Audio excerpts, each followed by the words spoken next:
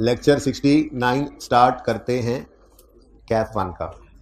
सबसे पहले थोड़ी सी बात हो जाए सिर्फ टर्म टेस्ट में क्या कुछ था उस पर, फिर इसकी डिस्कशन होपफुली कल से शुरू करेंगे। आज तो टाइम नहीं मिला क्योंकि आज बहुत टाइम इस प्रैक्टिस में ज़ाया हुआ। बच्चे चेक हो रहे हैं, बच्चों की क्लास हो रही है, बिस्टी प्रोग्राम, तो इस वजह से आपके यहाँ जो है वो मुजरिम कम है, वहाँ पे थोड़े ज़्यादा थे, इसलिए गुस्सा भी ज़्यादा था, क्लास भी ज़्यादा थी उनकी हुई, ठीक है। लेकिन अमेजिंगली उनकी हाइब्रिड में फीमेल स्टूडेंट्स ने सब ने टेस्ट दिया हुआ था, यानी कि और उनके हाइब्रिड जो मेल स्टूडेंट्स थे उनमें 3-4 थे जिन्होंने टेस्ट नहीं दिया था। यानी कि ये अब थोड़ा आइडेंटिफाई हुआ इस टेस्ट के अंदर पढ़ने वाली क्लास कौन कौन सा पोर्शन है। फिजिकल, हाइब्रिड 1, हाइब्रिड 2 कौन पढ़ने वाले हैं, कौन टरखाने वाले हैं, सब सामने आ गया है, सब सामने आ गया। रोजे रोशन की तरह मुझे अय्यां हो गया है। पहला क्वेश्चन गवर्नमेंट ग्रांट 3 नंबर का ए पार्ट। दूसरा ज़ल्मी ट्रेडर्स। ज़ल्मी ट्रेडर्स, पेशावर ज़ल्मी लिखने लगा था फिर ज़ल्मी लिख दिया, ठीक है, जो जीते थे क्रिकेटर, ठीक है। तो असल में यहां पर कैश बेसिस पर उन्होंने काउंटिंग की हुई थी, हमने एक रूल पे कन्वर्ट करना था। और इंपॉर्टेंट बात यह थी कि पहले 1 महीने के एंड पे था। पता नहीं कितनों को यह समझ आई, पता नहीं कितनों को ये समझ आए कि मिसाल के तौर पे पूरे साल का रेंट पे कर दिया जनवरी में, लेकिन जो एंट्रीज मांगी है ना वो 31 जनवरी 16 की, यानी पहले महीने के, यानी यूं समझ ले पहले महीने के एंड पे फाइनेंशियल स्टेटमेंट्स बनाने लगे थे। ये correction of error plus accrual था, ठीक है, प्योरली। उसके बाद ये सवाल है, ये कैसा लगा सवाल? बहुत आसान था। सिर्फ आप कहेंगे जी आपने क्रेडिट नोट डेबिट नोट पढ़ाया ही नहीं। क्यों, तुम लोगों ने इंट्रो में नहीं पढ़ा हुआ? बुक्स ऑफ प्राइम एंट्री के टॉपिक के अंदर पढ़ा जाता है। ऐसे मत करो, मैं कान के नीचे दूंगा एक और दोनों इकट्ठे हो जाओगे ऐसे।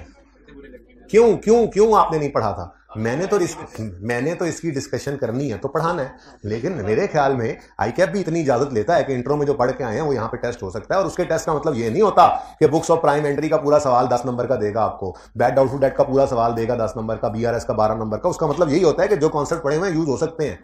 पता नहीं कहां सोए हुए हैं आप लोग। बाकी सवाल के अंदर कोई जान नहीं थी, क्या ख्याल है? ये आईकैप रिसेंट अटेम्प्ट का क्वेश्चन था, मैंने कहा बता दूं। उन्होंने 8 नंबर का दिया था, मैंने 6 कर दिए, ठीक है, ठीक है, क्योंकि मुझे बहुत आसान लगा। तो आप अपने लेवल को साथ साथ चेक भी कर रहे होते हैं। तो आईकैप पास पेपर्स एक ऐसा थ्रेश होल्ड, एक ऐसी कसौटी है, ठीक है, जिसको देखकर हम ये कह देते हैं कि ठीक है जी हमारी तैयारी भी गुजारे की चल रही है, ठीक है। Then was Bundu Khan, it was a very good question. इतना लेंथी नहीं था, 8 नंबर वर जस्टिफाइड। फिर SCCL था। इसमें एक लफ्ज ने बच्चों को परेशान किया, पता नहीं क्यों। वो प्रॉफिट्स जो भी अप्रोप्रिएट नहीं हुए हैं वो वही प्रॉफिट्स हैं जो पड़े हैं, तो ये रिटेन्ड अर्निंग्स का दूसरा नाम है, ठीक है। ये रिटेन्ड अर्निंग्स को अक्यूमुलेटेड प्रॉफिट्स भी कहते हैं, रिटेन्ड अर्निंग्स को अनअप्रोप्रिएटेड प्रॉफिट्स, या इस तरह कोई और लफ्ज इस्तेमाल कर ले, अनडिस्ट्रीब्यूटेड प्रॉफिट लिख दे, कुछ भी लिख सकता है। कॉमन सेंस भी कोई चीज होती है, नजर भी इक्विटी में आ रहा है, एक कैपिटल है दूसरा रिटेन्ड अर्निंग्स ही होगा, तो कोई ना कोई जुगाड़ लगा लेना चाहिए था। किसने रिटेन्ड अर्निंग्स नहीं कहा और गलत कर दिया सवाल, वो हाथ खड़ा करें।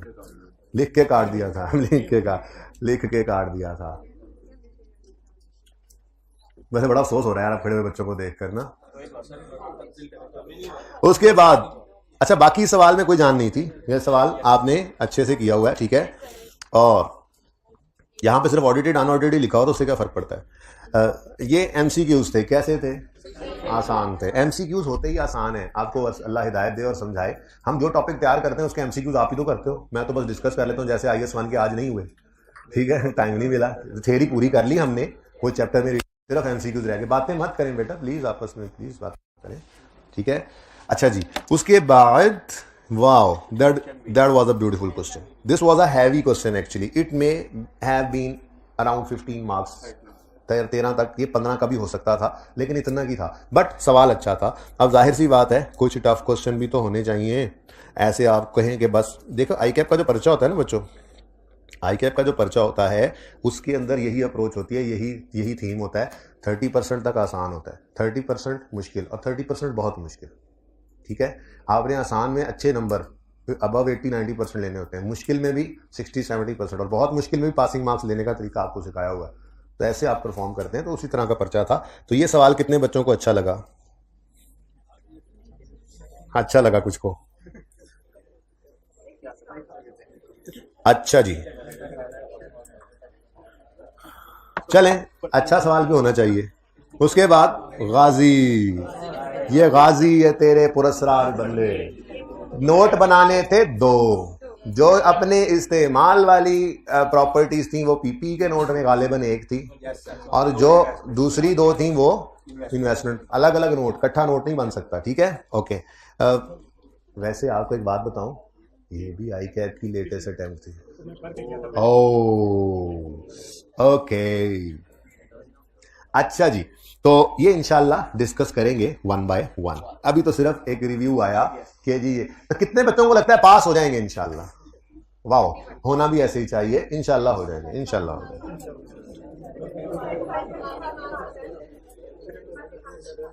45% से नीचे मार्क्स लेने वालों को एक हफ्ता खड़ा रखा जाएगा, चपेड़े नहीं मारी जाएंगे। कुछ भी करते हैं यार तुम ऐसे चुप।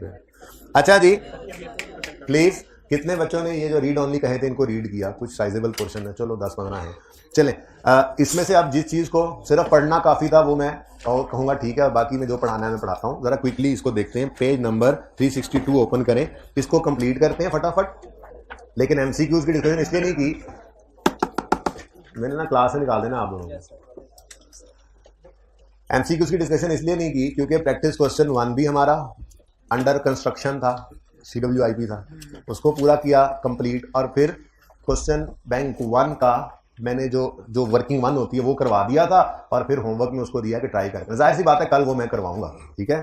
तुमने भी टेस्ट नहीं दिया यार, तुम गोली मार देनी चाहिए पैनाडॉल की इन सबको, पर वो मिल ही नहीं रही आजकल, क्या करूं। नहीं मिल, ऐसे तो मुझे भी मिल गई है, ठीक है।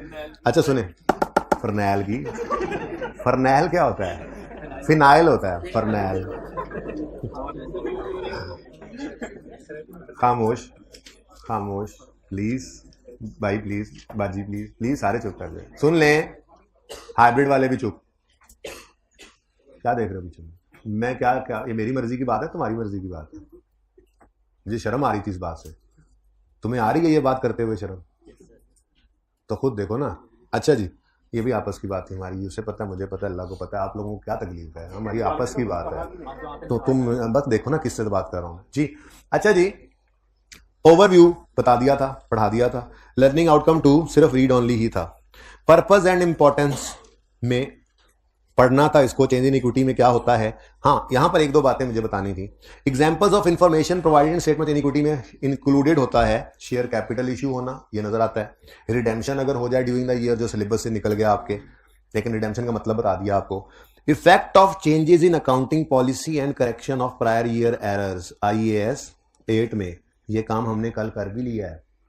3 में खड़े थे, चेंजेस इन इक्विटी बनानी थी 3 और 2 की, लेकिन 1 की गलती भी थी, तो ओपनिंग 2 बार लिखा था। चेंजेस इन इक्विटी बनाते हुए आए हैं, टॉपिक पूरा खत्म करके आए हैं, कभी ओपनिंग 2 बार नहीं लिखा था एक डेट का। लेकिन IAS 8 की एप्लीकेशन क्या आई चेंजेस इन इक्विटी में कि ओपनिंग 2 बार आ गया, ठीक है ना। प्रायर ईयर की एडजस्टमेंट डालने से प्लस प्रॉफिट्स को एडजस्ट करके डाला, ये IAS 8 की एप्लीकेशन ही तो थी। अब हमने कल देखा था, जो आज पूरा करेंगे, अकाउंटिंग पॉलिसी का चेंज। आज देखेंगे प्रायर ईयर एरर की करेक्शन, ठीक है। तो ये क्या है, चेंज इन इक्विटी आपको effect of change in accounting policy भी दिखाती है, प्रायर ईयर एडजस्टमेंट में दिखाया था, ठीक है ना। और करंट ईयर में भी प्रॉफिट चेंज हो गए थे, रीस्टेटेड भी लिखा था, और correction of prior year errors भी दिखाती है, ठीक है। चेंज इन एस्टीमेट क्यों नहीं दिखाती? क्योंकि change in estimate current year में आपको पता है हम करते हैं, आज के सवाल में है। उसके बाद डिविडेंड्स हैं, gains and losses recognised outside profit और लॉस। ये आउटसाइड प्रॉफिट एंड लॉस क्या भला होती है? ऐसे ना करो, बताया था, ऐसे ना करो। तो आउटसाइड प्रॉफिट लॉस में आपके सिलेबस में सिर्फ रिवैल्यूएशन सरप्लस है, जो स्टेटमेंट चेंज इक्विटी में आता है, आपको पता है। गेन आए पॉजिटिव जाता है, लॉस आ जाए नेगेटिव आता है, और जाके उसको चेंज इन इक्विटी में भी खा जाता है। सवाल किए हुए हमने इस तरह के, ठीक है। फिर डिविडेंड है, बोनस शेयर्स हैं। उसके बाद ठीक है जी, इसमें जो बताने वाली बात थी वो यही थी, बाकी आपने रीड किया। नेक्स्ट, लर्निंग ऑब्जेक्टिव 4 के अंदर ट्रांजैक्शन विद ओनर्स पढ़ा आपने, share capital after EPS topic, types of share capital आपको पढ़ा दिए थे, प्रेफरेंस शेयर्स। असल में ना हमने प्रेफरेंस शेयर्स रिडीमेबल और रिडीमेबल 2 तरह के होते हैं, EPS में पढ़ना है। फिर डिविडेंड इनका क्यूमुलेटिव भी होता है, नॉन क्यूमुलेटिव भी होता है, वहीं पे जाके बताना है। तो वहां पे जाके फिर प्रैक्टिकली वो चीजें अप्लाई होंगी तो ज्यादा अच्छी समझ आएंगी, ठीक है ना। तो जो चीजें पेंडिंग करते हैं किसी टॉपिक के लिए, उस टॉपिक में जाके वो पढ़ ही लेते हैं, ठीक है ना। तो इसलिए प्रेफरेंस शेयर्स जहां पे भी जिक्र हो रहे हैं, रिडीमेबल हैं चाहे इररिडीमेबल हैं, वो सारे के सारे हम इंशाल्लाह ईपीएस में पढ़ लेंगे, तो फिर यहाँ पे आपके लिए पढ़ना आसान हो जाएगा। फिलहाल उसको पेंडिंग किया हुआ है, चाहे किसी एमसीक्यू में वो आया तो मैंने कहा उसको पेंडिंग कर दें, चाहे किसी थ्योरी के कॉन्सेप्ट में, ठीक है। शेयर प्रीमियम मैंने पढ़ के देखा है, बिल्कुल सिंपल बात थी। कितने बच्चों ने पढ़ा हुआ है? सिंपल ही थी ना, जिसको मैं सिंपल कह रहा हूँ। कहीं पे आप मैं सिंपल कहूँ तो इससे ये नहीं कहना कि सर ने सिंपल कह दिया तो नहीं नहीं नहीं भाई, आपको सिंपल नहीं लग रहा तो आप जो है वो दोबारा से इसको दोबारा से पूछ सकते हैं, no issue. Redemption, buy back कर लेना कंपनी का अपने ही शेयर्स को, ये रिडेम्पशन कहलाता है शेयर कैपिटल की, ठीक है। बस इतनी सी बात थी, एग्जांपल हमने काट दी थी। कितने बच्चों ने घर जाके आई केयर की एग्जामिनेशन गाइडेंस पढ़ी थी? हाथ खड़ा करें डाउनलोड करके, 2 4 5। चलें कुछ सबूत के तौर पे बता तो सकते हैं। लिखा हुआ था उसमें स्टेटमेंट ऑफ इक्विटी के टॉपिक में, रिडेम्पशन इज नॉट एग्जामिनेबल, पढ़ लिया था, यही नहीं पढ़ा। पहला सफाई वही होता है FAR 1 का, सबसे पहले तो वही पढ़ा होना है आपने, यही एक लफ्ज नहीं पढ़ा हमने। डिविडेंड, डिविडेंड क्या होता है जी? Distribution of profits to share holders, ठीक है। अब ये 2 तरह का था, आपको बताया था अगर during the year, mid year, after half year, ठीक है, कंपनी माइट पे डिविडेंड, याद है, और at the end of year company might propose final dividend. इधर देखो फर्क, पे इंटरिम और प्रोपोज फाइनल। क्यों? क्योंकि मिसाल के तौर पे ये हम मिसाल के तौर पे खड़े हैं 2021 में, 2020 में खड़े हैं, तो 2020 की फाइनेंशियल स्टेटमेंट्स के अंदर इंटरिम ऑफ 20 तो आ सकता है, फाइनल ऑफ 20 प्रोपोज होता है और पे जाकर होता है 2021 में, ठीक है। यही सिखाया था ना। अब इसमें एक बारीकी है, जो बारीकी आपने FAR 2 में जाके पढ़नी है। IAS 10 एक टॉपिक है, events after balance sheet date, ठीक है। Events after balance sheet date के टॉपिक में ये कॉन्सेप्ट जाके आप पढ़ेंगे। प्रैक्टिकली एप्लीकेशन इसकी नहीं है, लेकिन समझा मैं देता हूं। आपने 20 की फाइनेंशियल स्टेटमेंट्स बनाई और उनको बनाकर भेजा यूजर को। डायरेक्टर्स ने जो डिविडेंड प्रपोज किया होता है उसको, जिसको शेयर होल्डर्स ने अप्रूव करना होता है एजीएम में आके, एजीएम यहां कहीं होनी है, यहां कहीं, ओहो, एजीएम यहां कहीं पर जब होनी है, उस एजीएम में आके शेयर होल्डर्स ने जिस डिविडेंड को अप्रूव करना है वो रेकमेंड करते हैं डायरेक्टर्स। अब वो जो रेकमेंडेशन है वो कहां पे, फोन करके बताते हैं उनको? नहीं, मीटिंग में भी नहीं बताते, बल्कि वो ईमेल भी नहीं करते, बल्कि वो उन्हीं फाइनेंशियल स्टेटमेंट्स में जो 20 वाली भेजी है उसमें लिख कर बताते हैं।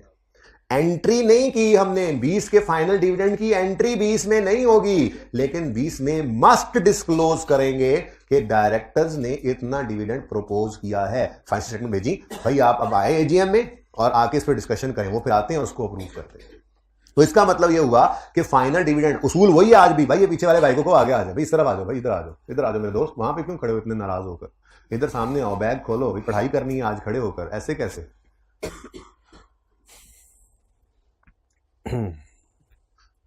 जी, फाइनल डिविडेंड 20 का कभी भी 20 में नहीं मिलेगा, ये पक्की बात है। लेकिन 20 की जो फाइनेंशियल स्टेटमेंट्स होंगी उनमें एक लाइन लिखी होगी, डायरेक्टर्स प्रपोज्ड या रेकमेंडेड जो भी हो, ठीक है,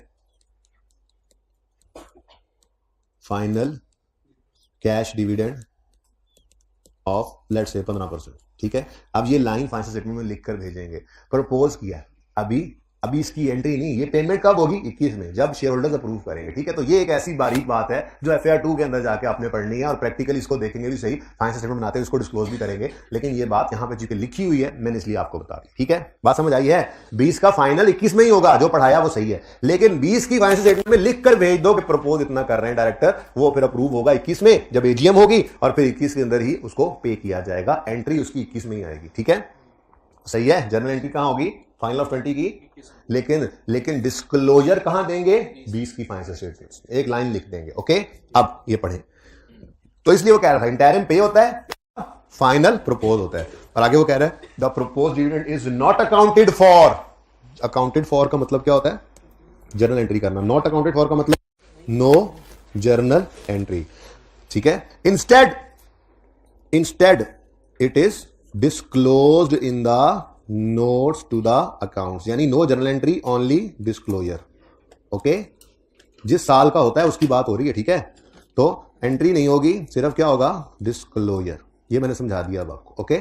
वैसे ये प्रैक्टिकल एप्लीकेशन कोई नहीं, लेकिन चूंकि यहां पर लिखी हुई है बात तो पता होनी चाहिए क्या लिखा हुआ है, किसी एमसीक्यू में ना आ जाए ठीक है, कि लिखा हुआ है कहे तो मैंने एमसीक्यू में डाल दे, तो इसलिए बता दिया है। वैसे आपने FAR2 में इसको पढ़ना है जाके, पूरा एक स्टैंडर्ड है जो events after balance sheet date पे लगता है, जिसके अंदर जो डिविडेंड के बारे में वहां पे जाके कहेगा कि ये लाजमी डिस्क्लोज करने वाली चीज है, इसके बारे में कोई एक्सेप्शन ही नहीं है उस स्टैंडर्ड के अंदर। ये एक ऐसा डिस्क्लोजर जो मस्ट है, कोई कंडीशन नहीं है उस पर। 20 का डिविडेंड अगर प्रपोज हुआ है तो वो 20 के सेटलमेंट में डिस्क्लोज करना है, ठीक है, ओके। आगे, according to financial reporting framework dividend are incorporated as under, देखो, in case of interim dividend it must be incorporated in statement of equity of same year, and in case of final dividend, the final dividend of current year shall be incorporated in the statement of equity of next year, provided that it has been declared by directors and approved by shareholders in AGM in the current year. Only disclosure in notes is given. ठीक है, ये framework ने हमें यही बात कही है, ठीक है जी, और सही है, डन। अगला जो पैरा है, the dividend on preference share से लेकर अगले सफे पे फॉर द पीरियड तक, इसको भी आफ्टर EPS पढ़ लीजिएगा, ठीक है। मैं आफ्टर EPS कह रहा हूं, मैं मुड़ के ना आवा तो तुसी मुड़ आना, पढ़ लेना आके कि हाँ वाकई ये बात समझ आती है हमें जो कही थी, ठीक है यार। वैसे तुम पढ़ने वाले बच्चे हो यार, मुझे बार बार तुम हजम नहीं हो रहे यार, ये दूसरे नंबर वाला यार, तुमने टेस्ट क्यों नहीं दिया, तुम बेंच पे खड़े हो जाओ, मैं तो कहता हूँ यार, आज ये जितने यहाँ पे पढ़ने वाले बच्चे खड़े हैं ना, उनका जो टेस्ट ना देने का दुख है वो मुझे अलग से ही होता है। मतलब बेहया नहीं है, हया वाले सब हैं, देखो बात मान के खड़े हैं। कौन आजकल के जमाने में ऐसे किसी की बात खड़े हैं बेचारे उस्ताद के, हया वाले हैं, पर शर्म वाले नहीं। शर्म नहीं आई है, इनके अम्मा अब्बा की कुर्बानी है, उस्ताद की है, फायदा भी इनका है, ना अम्मा अब्बा का ना मेरा। लेकिन नहीं अब ठंड में आए हैं, क्लास तो मैं नहीं छुड़वा सकता, मैं कभी ऐसा हो ही नहीं सकता किसी आए हुए बच्चे को मैं क्लास में नहीं, ऐसा आज तक कभी नहीं हुआ, ना मुझसे ये हो पाता है, ना मैं खड़े रहेंगे, ज्यादा गुस्सा आएगा बेंच पे खड़ा कर दूंगा, एक टांग पे खड़ा कर दूंगा, पर पढ़ा जरूर इंशाल्लाह यहाँ पे, या ऑप्शन है चले जाएं, वो तो क्लास किसी वक्त छोड़ सकते हैं, ये तो उनका ऑप्शन है ना, मेरे एंड से तो ये नहीं हो सकता। लेकिन शर्म आती है मुझे ऐसे चेहरों को देखकर जो यहाँ पर खड़े हुए नजर आ रहे हैं, जो पढ़ने वाले, दुख की दिया। बोनस शेयर्स मैंने पढ़ के देखा था, कोई ऐसी बात नहीं, रीड ओनली है, ठीक है। फिर राइट इशू, फिर टोटल कंप्रीहेंसिव इनकम, सब पढ़ते आ रहे हैं, आप पढ़ते आ रहे हैं, और रिजर्व्स आ गए। ये भी मैंने जबानी बात कर दी थी, लेकिन इसको भी जरा देख लेते हैं, ठीक है। रिजर्व्स, असल में ना पूरी बात यूं लिखी हुआ करती है, शेयर कैपिटल एंड रिजर्व्स। क्या मतलब? ये स्टेटमेंट ऑफ चेंज इक्विटी का फॉर्मेट है आपका, जिसके अंदर शेयर कैपिटल भी होता है और रिजर्व्स, ये बाकी सारे के सारे रिजर्व्स हैं। शेयर कैपिटल अलग है, ये सब ये अबू होता है शेयर कैपिटल, और बाकी सारे बच्चे हैं रिजर्व्स, ठीक है जी। रिजर्व्स ये सारे ही रिजर्व्स हैं, लेकिन इन रिजर्व्स की भी आगे फिर दो नस्लें चलेंगी, ठीक है। ये रिजर्व्स भी दो तरह के हैं, ठीक है जी, यानी शेयर कैपिटल के दो बच्चे हैं और फिर उनके आगे दो दो बच्चे हैं। ये बताओ, जो रिजर्व्स ऐसे हैं जिनसे कैश डिविडेंड डिस्ट्रीब्यूट नहीं हो सकता, वो शेयर कैपिटल के बड़े बेटे कैपिटल रिजर्व्स हैं, जैसे शेयर प्रीमियम, जैसे रीवैल्यूएशन सरप्लस। ये दोनों ऐसे रिजर्व्स हैं जिनसे कैश डिविडेंड डिस्ट्रीब्यूट नहीं हो सकता, ठीक है। अभी याद करना, इसके बाद मैंने इशू कॉस्ट, बल्कि एंड पे आ ही जाएगा जी। शेयर प्रीमियम से बोनस इशू हो सकता है, या आज अभी पढ़ाऊंगा थोड़ी देर में, इशुएंस कॉस्ट वहां डाल सकते हैं, लेकिन शेयर प्रीमियम से कैश डिविडेंड डिस्ट्रीब्यूट नहीं हो सकता। ऐसे ही रिवैल्यूएशन सरप्लस है। तो ये दोनों बच्चे जो हैं शेयर कैपिटल के, ये दोनों बच्चे शेयर प्रीमियम और रिवैल्यूएशन सरप्लस, ये दोनों बच्चे ऐसे बच्चे हैं जिनसे कैश डिविडेंड डिस्ट्रीब्यूट नहीं किया जा सकता। इनको कहा जाता है कैपिटल रिजर्व, बड़े बच्चे कैपिटल रिजर्व, ठीक है। कैपिटल रिजर्व ऐसे रिजर्व्स होते हैं जिनसे cash dividend can not be distributed out of these, ठीक है जी। तो जिन रिजर्व्स में से कैश डिविडेंड डिस्ट्रीब्यूट ना हो सके उनको कहा जाता है कैपिटल रिजर्व्स, और ये ऐसे रिजर्व्स हैं जिनसे कैश डिविडेंड डिस्ट्रीब्यूट किया जा सकता है। आप कहोगे जनरल रिजर्व से कैसे? भाई जनरल रिजर्व से पैसे निकाल के वापस रिटेन्ड अर्निंग्स में डाल दो और फिर वहां से डिस्ट्रीब्यूशन कर दो, तो हो सकता है ना, ठीक है। तो ये ऐसे रिजर्व्स हैं जिनसे कैश डिविडेंड डिस्ट्रीब्यूट हो सकता है, तो इन रिजर्व्स को कहा जाता है रेवेन्यूई रिजर्व्स, ठीक है। ये ऐसे रिजर्व्स हैं, कैसे रिजर्व्स हैं? ऐसे रिजर्व्स हैं, कैसे रिजर्व्स हैं? ऐसे रिजर्व्स हैं जिनसे कैश डिविडेंड डिस्ट्रीब्यूट हो सकता है। Cash dividend can be distributed out of these.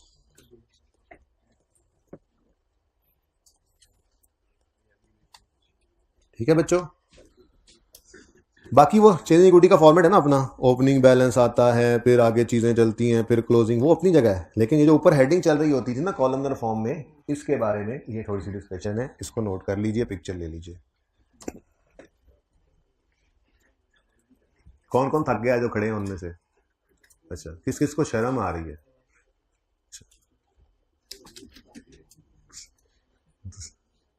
खड़े रहो फिर। मैं चाहता हूं कि तुम एक हफ्ता पूरा खड़े होकर पढ़ोगे, जिंदगी में कभी टेस्ट नहीं छोड़ोगे इंशाल्लाह। और जब इसको नहीं छोड़ोगे तो जिंदगी में कभी वो फेलियर का मूवी इंशाल्लाह नहीं देखोगे, ईमानदारी से टेस्ट दोगे, तो फिर ऐसे होता चला जाएगा। तो फिर ये खड़ा होना इंशाल्लाह दूर रस नताइज लाएगा। तो अगर मैं किसी को बिठा दूं तो उसके हाल पे तरस खाना, ओहो वो बेचारे की तो सही से जो है वो क्या कहते हैं उसको, तरबियत ही नहीं हो सकी, वो बेचारा तो रह गया है। शुक्र है हमारी हो रही है, हर हाल में शुक्र, अल्लाह ने टांगे दी जिस पे खड़े हैं, शुक्र। ठीक है, ओके भाई, नोट करना था पिक्चर लेकर, पता नहीं क्या करी जा रहे हो तुम, जल्दी करो, अब टाइम कम है, इसलिए तो क्वेश्चन बैंक 1 पूरा नहीं हो सका। अभी तो मैंने छोड़ दिए थे MCQs, वरना क्वेश्चन बैंक 1 का मुंह भी ना देखना नसीब होता, लेकिन असल में IS 8 शुरू हो गया तो मैं चाह रहा था कि वो जरा चलता रहे। जी बच्चों,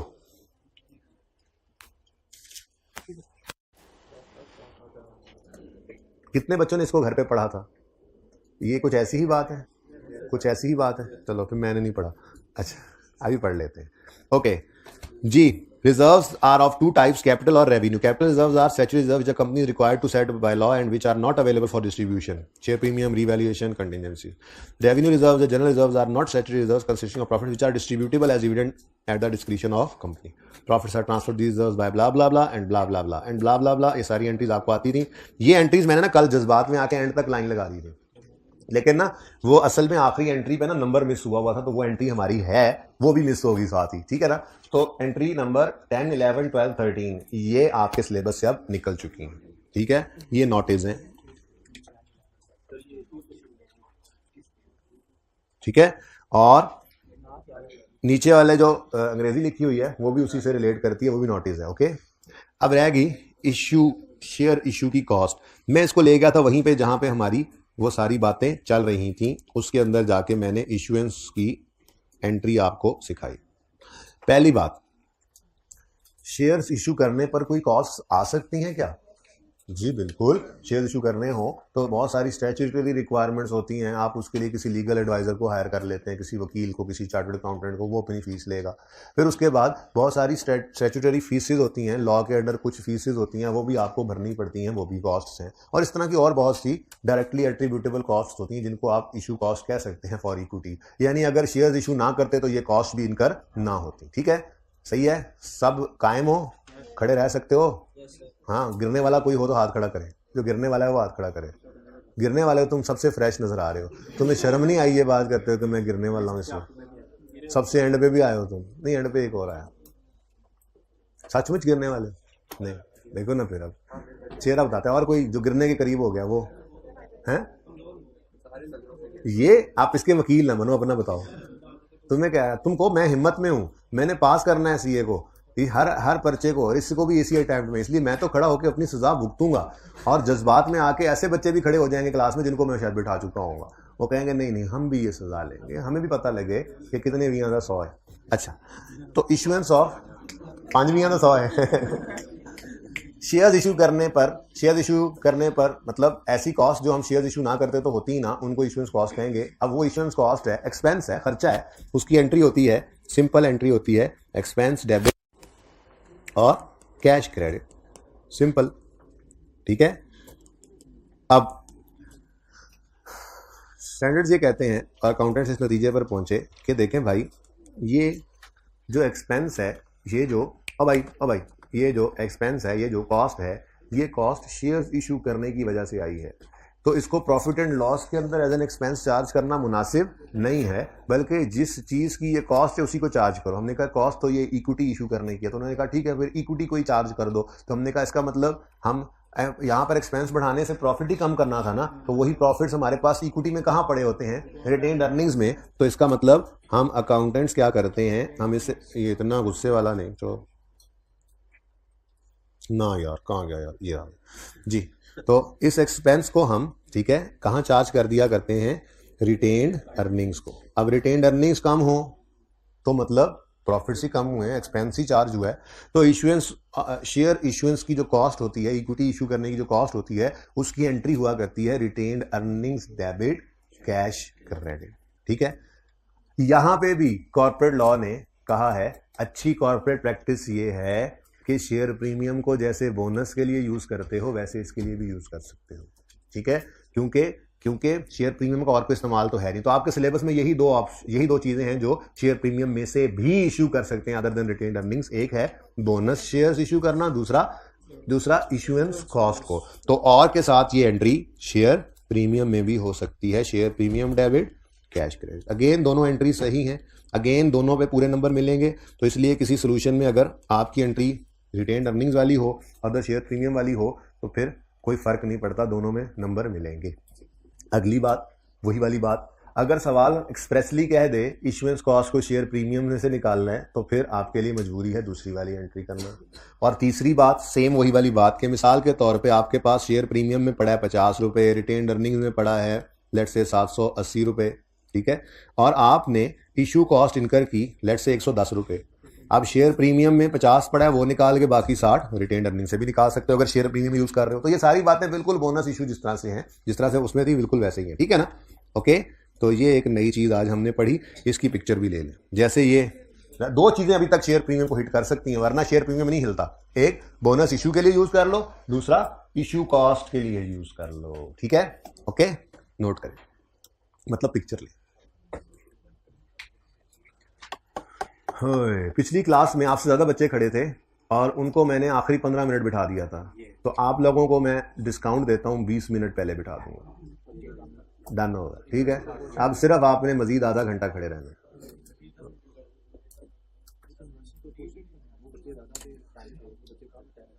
नहीं, वो बच्चे ज्यादा थे, गुस्सा ज्यादा था।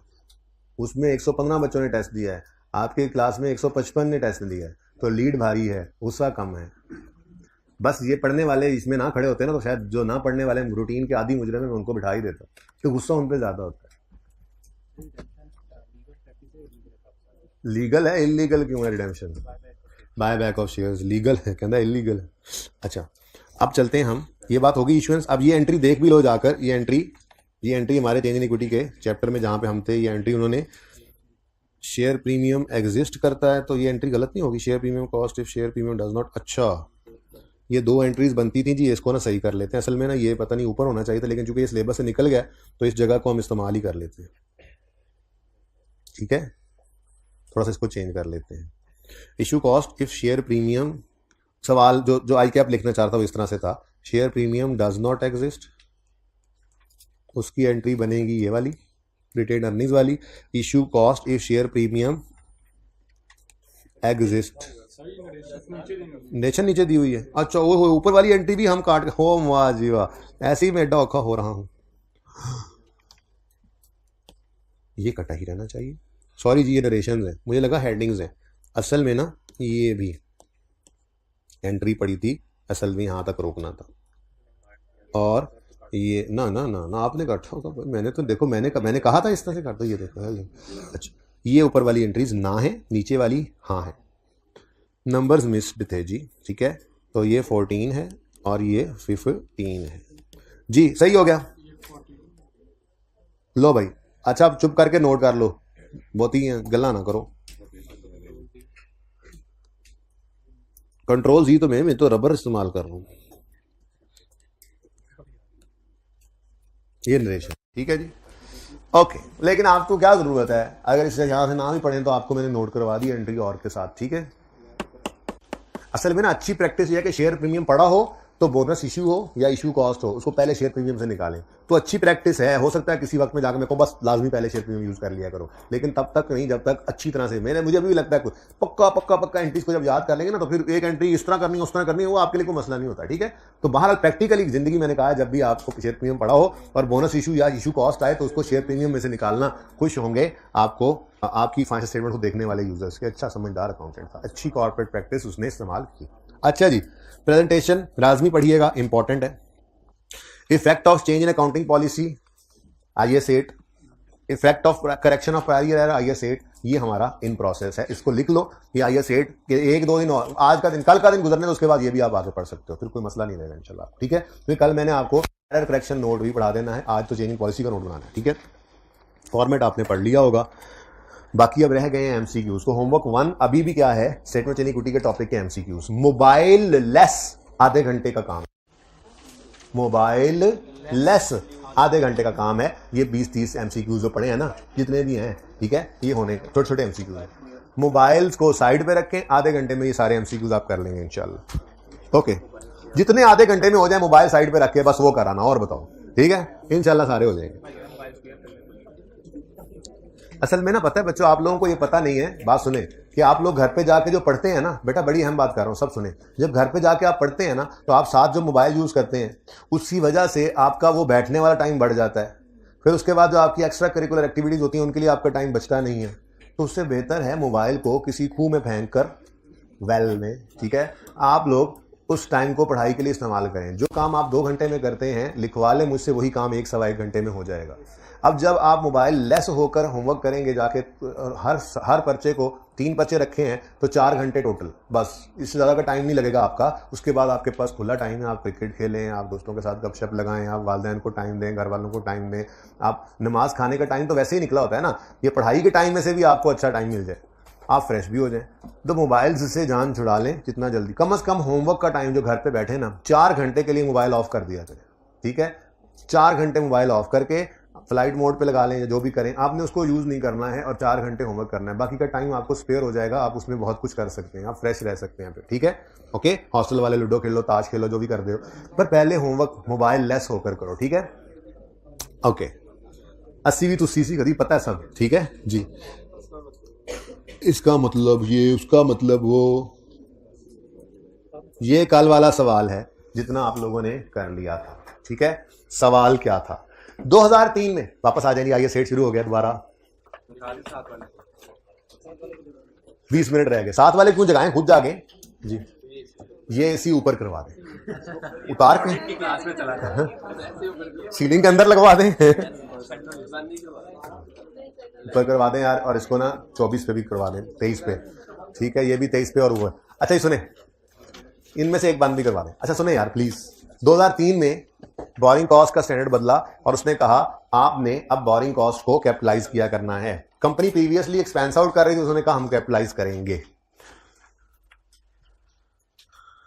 ये इंटरेस्ट एक्सपेंस आउट करते आए थे, हमने कहा अब इसको कैपिटलाइज करना है। ओरिजिनल रॉन्ग, बोर्ड की परली साइड पे लिखा था कि वो करते आए हैं interest expense debit cash credit, जिसको अब हम रॉन्ग कह रहे हैं। और हम कह रहे हैं करना है प्लांट डेबिट, प्लांट रिलेटेड था ना, प्लांट डेबिट या पीपी डेबिट कर सकते थे, लेकिन क्योंकि नाम सवाल में प्लांट लिखा हुआ था, हमने प्लांट यूज कर लिया, जो सवाल में नाम लिखा होगा। तो प्लांट डेबिट कैश क्रेडिट करना है, वो करते रहे हैं interest expense debit cash credit. सही करना है तो एंट्री होगी plant debit interest expense credit, 3 साल में। तो ये हमने बेसिक वर्किंग की थी और आपने नोट किया था कि ये वर्किंग ही थी जिसने सवाल को पैरों पे खड़ा किया। ठीक है, ये वर्किंग ही थी जिससे इनकम स्टेटमेंट बनी, ये वर्किंग ही थी जिससे चेंज इन इक्विटी बनी, ये वर्किंग ही थी जिससे बैलेंस शीट बनी थी, और ये वर्किंग ही है जिससे आज नोट बनेगा, और ये वर्किंग ही है जिससे जर्नल एंट्रीज होंगी जो आज नहीं करवाई हैं। वो आज वाले सवाल की, ये 1 की और क्वेश्चन बैंक 1 की कल इकट्ठी करवाऊंगा, क्योंकि मैं ये चाह रहा था कि वो जरा डिफरेंट चीज है, वो कल ही सीखें, आज नाम 100, और मैंने फिर क्वेश्चन बैंक 1 करवा दिया। ठीक है, तो इसको जरा रिवाइज करते हैं आप क्विकली। होना चाहिए था जो और हुआ जो, उसको छोड़ो, हमने यहां करेक्टिंग एंट्री कर ली कि plant debit interest expense credit होना चाहिए 3 साल में, तीनों फिगर्स अलग अलग, 15, 17, 9। ठीक है, अब हमसे उसने कहा था income statement balance sheet equity बनाओ, हमने कहा था तरतीब रखेंगे, पहले इनकम स्टेटमेंट, फिर चेंजेस इन इक्विटी, फिर बैलेंस शीट, क्योंकि इनकम स्टेटमेंट से फिगर चेंज इन इक्विटी में यूज हो जाती है, चेंज इन इक्विटी की फिगर बैलेंस शीट में यूज हो जाती है, तो हेल्प मिल जाती है। ठीक है, तो सबसे पहले हमने क्या किया था, सवाल से गलत प्रॉफिट्स उठाए थे। एक बात तो भूल गया मैं, क्या इनकम स्टेटमेंट बनेगी 2 साल की, चेंजेस इन इक्विटी बनेगी 2 साल की, और बैलेंस शीट बनेगी 3 साल की। किसने कहा? स्टैंडर्ड ने। मैंने नहीं कहा, कल भी बताया था। ये किसने कहा है? स्टैंडर्ड ने। किसने कहा है? IAS 8 ने। ठीक है, अच्छा अब 2002 और 3 की इनकम स्टेटमेंट बनानी है। गलत प्रॉफिट उठाए, 2 की गलती 2 में सही, 3 की गलती 3 में सही। Profit and loss for the year होता है, ये नहीं कि इसको भी रिस्टार्ट कर रहे हो अगली दफा। ओके, तो एक्सपेंस 2 में 17 से कम हुआ, एक्सपेंस से कम होने से प्रॉफिट बढ़ गया। 2003 में एक्सपेंस 9 से कम हुआ, एक्सपेंस कम होने से प्रॉफिट बढ़ गया, सही प्रॉफिट्स ये आ गए। डन। उसके बाद चेंज इन इक्विटी की तरफ आए, 2 का प्रॉफिट 2 की चेंज इन इक्विटी में, 3 का प्रॉफिट 3 की चेंज इन इक्विटी में। लेकिन मसला क्या था?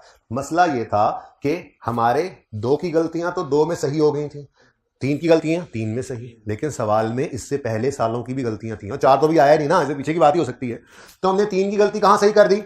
3 के प्रॉफिट में करके वहां आए हैं, लेकिन 3 के प्रॉफिट में सही की। 2 की गलती कहां सही कर दी? 2 के प्रॉफिट में। इससे पहले जितने भी साल होंगे उनकी गलतियों को सही करना है तो ओपनिंग रिटेन्ड अर्निंग्स को एडजस्ट करेंगे।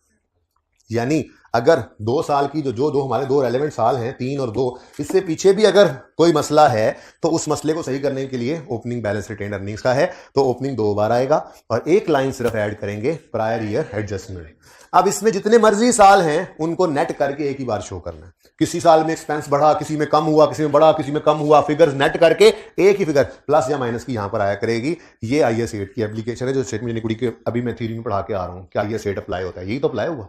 हमने statement of change in equity का टॉपिक पढ़ा था, कभी ओपनिंग 2 दफा आया था? नहीं आया था ना। ये आज कल IAS 8 शुरू किया तो देखो यहां से आगे चेंज इन इक्विटी होती थी जो हम पढ़ के आए। किस वजह से आया? चेंज इन अकाउंटिंग पॉलिसी, जिसकी रिट्रोस्पेक्टिव एप्लीकेशन कर रहे हैं, पिछले सालों को भी सही करते आ रहे हैं। तो ये IAS 8 लगा है, ये भी IAS 8 लगा है और ये भी IAS 8 लगा है, क्योंकि ये फिगर भी और ये फिगर भी और ये फिगर भी हमने बदली है। ठीक है ना? ओके, हाँ ये बदल कर नहीं लिखा क्योंकि ये अभी हमारे पास ही पड़ा। डन हो गया। ठीक है, तो 3 की गलती 3 में सही, 2 की गलती 2 में सही। उससे पहले एक ही साल है तो क्या है? एक्सपेंस कम हो रहा है। एक्सपेंस के कम होने से प्रॉफिट बढ़ते हैं और प्रॉफिट का मतलब रिटेन्ड अर्निंग्स, तो रिटेन्ड अर्निंग्स भी क्या हो गई? बढ़ गई। तो प्रायर ईयर एडजस्टमेंट मैं यहां पे एड लेस नहीं लिखता। उसकी वजह यह है कि मल्टीपल, ये तो आसान सवाल है ना, मुश्किल सवाल, मल्टीपल चीजें भी आ सकती हैं। 2-3 कोई इनकम है, कोई एक्सपेंस है, कोई इनकम बढ़ गई, कोई एक्सपेंस बढ़ गया, कोई एक्सपेंस कम हो गया, इनकम 4-5 चीजें आ गई मिसाल के तौर पर। तो यहाँ पे उसी वक्त पता चलेगा ना जब एडजस्टमेंट हो जाएंगी, प्लस माइनस करके, प्लस वाला है तो पॉजिटिव नजर आ रहा है, माइनस वाला है तो नेगेटिव। क्या लिखना है यहाँ? प्लस माइनस, कोई जरूरत नहीं। ठीक है, तो अब खुद देख लो, हमारे पास सिर्फ एक साल है पीछे, एक का, और उसमें सिर्फ एक इंपैक्ट है प्रॉफिट एंड लॉस पे कि एक्सपेंस 15 से कम हुआ है। एक्सपेंस से कम होने से प्रॉफिट बढ़ता है, यानी रिटेन्ड अर्निंग्स बढ़ती हैं, तो पॉजिटिव साइन के साथ 15 लिख दिया। ठीक है, अब starting point change in equity का, स्टार्टिंग पॉइंट देखो, ये सवाल हर दफा ओपन होगा, इसलिए मैं नोट इसका यही बना रहा हूं। ठीक है ना? वैसे तो नोट उधर बनाना था, लेकिन नोट यहां पे इसलिए बना रहा हूं, एक तो सारा सवाल यहां नोट हुआ था, प्लस ये हर सवाल के साथ ओपन हुआ करेगा। ठीक है ना? अब starting point statement of change in equity का क्या था? रिटेन्ड अर्निंग्स कॉलम का स्टार्टिंग पॉइंट क्या था? ये 955 था। बोलो नहीं, ये 500 था। नहीं, ये 120। अब मतलब हम बना रहे हैं 3 और 2 की चेंज इन इक्विटी, लेकिन रिटेन्ड अर्निंग्स कहां से शुरू कर रहे हैं उठाना? 1 की क्लोजिंग जो 2 की ओपनिंग बनती है। ये 120 स्टार्टिंग पॉइंट था हमारा। बड़ी अहम बात है ये, क्योंकि अगले ही सवाल में जो आज होमवर्क होना है ये मिसिंग होनी है, ये निकालनी पड़नी है। ठीक है, क्योंकि सवाल तो इसी से शुरू करना है, चेंज इन इक्विटी यहीं से बनना शुरू होती है। ओके, तो 120 हमारा चेंज इन इक्विटी का स्टार्टिंग पॉइंट था जी। तो ये देखो, changes in equity opening balance यकम जनवरी 2 पर 120, फिर इसमें 1 की एडजस्टमेंट की, ये 135, उसके बाद 2 का सही प्रॉफिट उठाकर लिखा, ये भी रिस्टेट हो गया, ये भी रिस्टेटेड प्रॉफिट उठाकर रखा और ये फिगर रिस्टेटेड आई। ठीक है, फिर 2003 का सही प्रॉफिट उठाकर यहां लिखा और ये क्लोजिंग आ गया।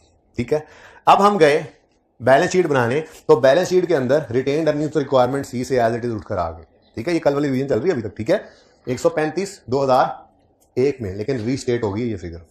बताते हैं, अभी आज नोट बनाएंगे, सब क्लियर होगा कि वो जो जूते पहन के निकल रहा था और बानों ने रोका था, तो वो सारी तफसील उसको लिख के बताएंगे कि भाई इधर मत आओ हमारे दफ्तर, सब बताते हैं कि क्या क्या बदला है और क्या इंपैक्ट है उसके। ठीक है, 2002 के एंड की रिटेन्ड अर्निंग्स कितनी है? 532, ये भी रीस्टेटेड है।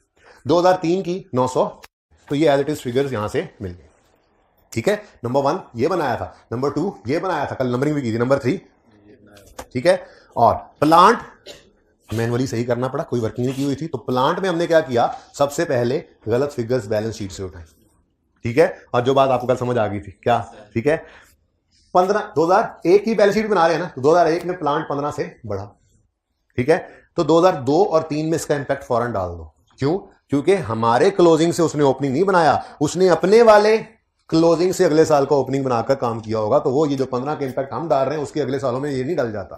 तो इसलिए profit and loss for the year होता है, तो उसमें सिर्फ एक साल, जिस साल में खड़े हो उस साल को देख रहे हो, 3 में खड़े हैं 3 को देख रहे हैं, 2 में खड़े हैं 2 को देख रहे हैं। पर बैलेंस शीट में अगर 1 में खड़े हैं तो 1 इस पहले तो है नहीं ना, 1 को देखा, जब 2 में खड़े होंगे तो 1 और 2, जैसे बैलेंस शीट ऐड ऑन होती है, और 3 में खड़े होंगे तो 1 2 3 4 5 6 7 8 9, ऐसा नहीं 1 2 3, ठीक है जी। तो ये हमने बनाया था, ठीक है। तरतीब क्या बताई थी, 1 की गलती सही किया ना, 1 में 15 ऐड किया है तो 2 और 3 में फौरन लिख दो, उसके बाद आगे बढ़ो। 2 की गलती अब 1 में तो नहीं आ सकती, इसको क्लोज करो। 2 में 17 से प्लांट बढ़ा और आगे भी लिख दो, इसको क्लोज कर दो। 3 में आओ, 3 में ये पहले से आए होंगे, +9 करो और ये फिगर्स आ गए, ये दोनों रीस्टेटेड है, ये तो हम पहली बार, ठीक है। ये काम हमने कर लिया, ठीक है।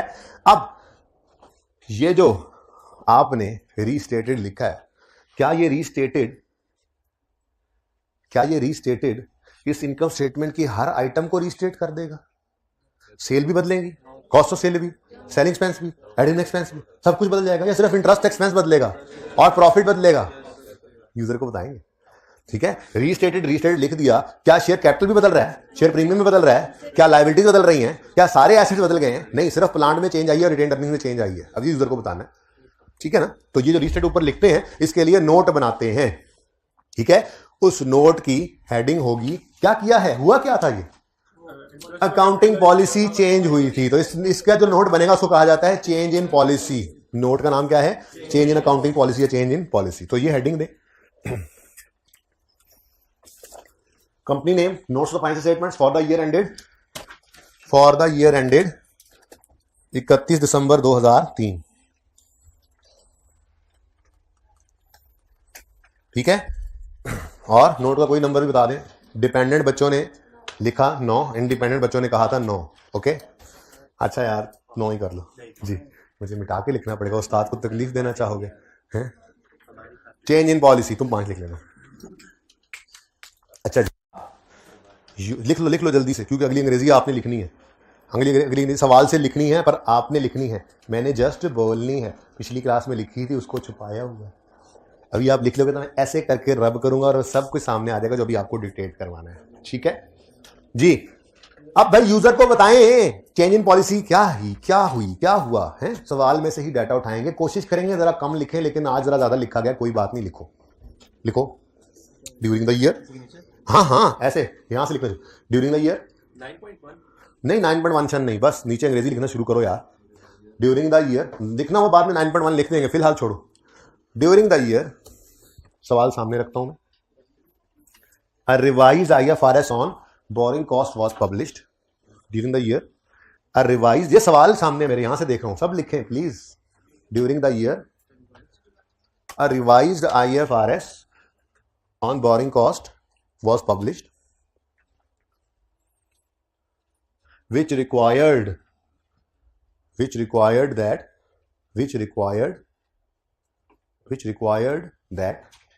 सवाल में से उठा रहा हूं, खुद से कुछ नहीं लिख रहा, which required that all borrowing costs be capitalized to related asset, full stop, which required that all borrowing costs be capitalized to the related asset। तरस भी आ रहा है तुम लोगों के खड़े होने पर, लेकिन क्या करूं, तुम लोगों का फ्यूटिव रे भी सामने आ जाता है। अब मेरे सामने ऑप्शन है, तुम लोगों के हाल को देखते हुए बिठा दूं या मुस्तकबिल को देखते हुए खड़ा रखूं, ऑप्शन तुम लोगों के पास है, तुम लोग चुप करो, उनसे पूछो। तो हाल को देख के बिठा दूं या मुस्तकबिल देखते हुए खड़ा रखूं? ये हफ्ता पूरा खड़ा रहना है और छुट्टी ना करना प्लीज, वरना दुख पे दुख आ जाएगा। मुझे यूं लगेगा मैंने सजा दी और वो अगले दिन आए नहीं, फिर तो मैं खुद को माफ ही ना कर सकूं कभी। इमोशनल कर रहा हूं कि आए भी सही, खड़ा तो मैंने रखना है इनको। अच्छा कहां थे हम? which required that all borrowing costs be capitalized to the related asset, full stop। अब आगे लिखो, कंटिन्यू करो इसको, नया पैरा नहीं लिखना, कंटिन्यू करो। The entity had previously been expensing borrowing cost, सवाल में से उठाया, the entity had previously been expensing borrowing cost, as period cost ना लिखना, बस वो नहीं लिखना, ठीक है ना जी। The company had previously been expensing borrowing cost but now chooses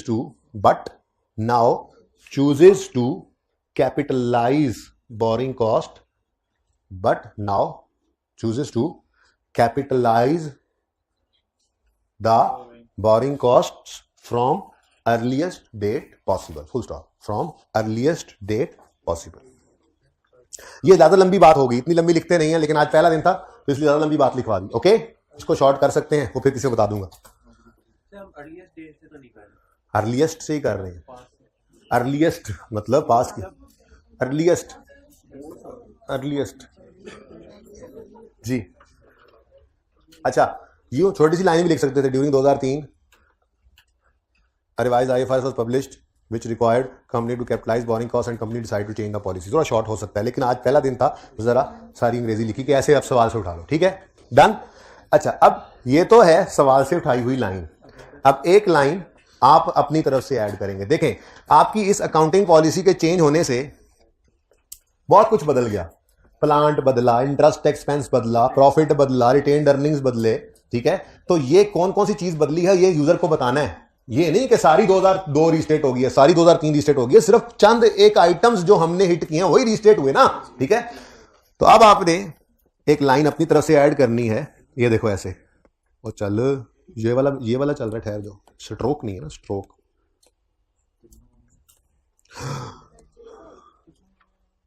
जी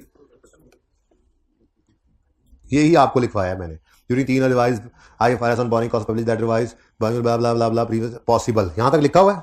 अब आगे ये लाइन आपने ऐड करनी है खुद से, the effect of this change, ये नई लाइन लिखना है ना, नया para, the effect of this change on relevant line items of, FS ना लिखना, मारूंगा मैंने, देख लिया किसी को तो, the effect of this change on relevant line items of financial statements is as follow. The effect of this change on relevant line items of financial statements is as follows। ठीक है जी, डन। चलो अब ball point side पे रख दो जी। दो चीजें hit हुई हैं, इस लग गया पता, आपने साइड पे रख लिया, दो चीजें हिट हुई हैं। चलो भाई 5 मिनट और छोड़े, बैठ जाओ, ठीक है, लेकिन कल रोल नंबर नोटेड है, कल फिर खड़े होना है, खुद आगे खड़े हो जाना अच्छे बच्चों की तरह, बैठो, आ जाओ आ जाओ आ जाओ, बैठ जाओ। अभी पूरे 25 मिनट पड़े हैं कि तुम लोगों की क्लास के ज्यादा पेपर्स देने की वजह से तुम लोगों पे तरस आया मुझे, इनके लिए भी दुआ करना जिन्होंने पेपर दिए और तुम लोग बच गए। जल्दी से सेट लो, वो आ जा यार, बस कर दे, इतना गुस्सा कर गया, बैठ ही नहीं रहा यार, जल्दी आ जाओ यार, साथ साथ हो जाओ यार, कोई नहीं, मेहमान है बेचारे मस्कीन।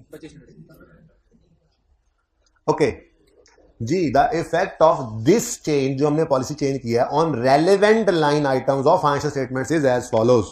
नंबर 1, इनकम स्टेटमेंट, जिसको स्टेटमेंट ऑफ कॉम्प्रिहेंसिव इनकम कहते हैं, उसकी हेडिंग दूंगा मैं, इधर देखो, items affecting statement of comprehensive income, sorry, ठीक है जी, आइटम्स अफेक्टिंग इनकम स्टेटमेंट, नहीं आप यही लिखेंगे। अच्छा जी, जैसे आपको बताया उसूल कि इनकम स्टेटमेंट 2 साल की, चेंज इन इक्विटी 2 साल की, बैलेंस शीट 3 साल की, तो यहां नोट के अंदर भी इनकम स्टेटमेंट 2 साल की प्रेजेंट करनी है और बैलेंस शीट 3 साल की, ठीक है। ओके सर, ये उसके साथ ही तो अटैच होकर जाएगा नोट, किसके साथ, बैलेंस शीट वगैरह, हाँ, तो जरा बन ले के क्या बता रहे हैं, जरा बन तो लेना, ठीक है। आपको आपकी फाइनेंशियल स्टेटमेंट्स में जो इंटरेस्ट नजर नहीं आ रहा, उसकी में नजर आ रहा है, बताना नहीं है। आपकी फाइनेंशियल स्टेटमेंट जो प्लांट जा रहा है, उसकी बैलेंस शीट जो घर पे पड़ी हुई है, उसमें जो प्लांट है उसमें नजर आ रहा है, तो बताना नहीं है, सबर तो कर ले जरा, छुरी थले साल है 2003 और 2002।